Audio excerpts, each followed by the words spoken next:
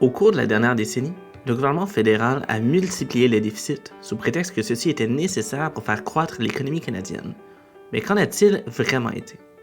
Pour mesurer la performance d'une économie, les experts utilisent la mesure du PIB réel per capita. Celui-ci prend la valeur totale des biens et services finaux produits au Canada, par exemple une coupe de cheveux ou encore une nouvelle voiture, et le divise par le nombre d'habitants.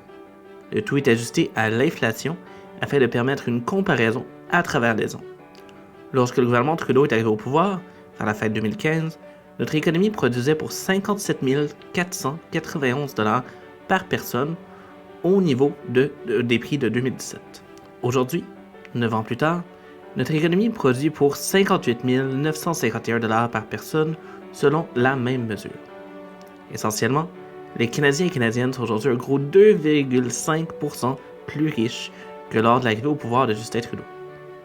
Si les résultats ont été plutôt piètres, le coût et l'accumulation de ces déficits visant à cibler notre économie sont bien réels.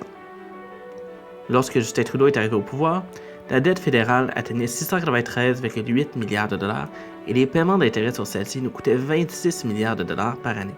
Aujourd'hui, après 9 ans de déficit ininterrompu, la dette fédérale atteint près de 1400 milliards de dollars et nous coûte 54 milliards de dollars par année en frais d'intérêt. Autrement dit, après avoir presque doublé notre dette collective, tout ce que le gouvernement a à montrer est un enrichissement collectif de 2,5%. Lorsque vient le temps de faire prospérer le Canada et ceux qui y habitent, il y a de bien meilleures façons de faire que des déficits gouvernementaux, quoi qu'en pensent certains politiciens. Pour mieux comprendre l'économie et les finances publiques, rendez-vous au www.iedm.org.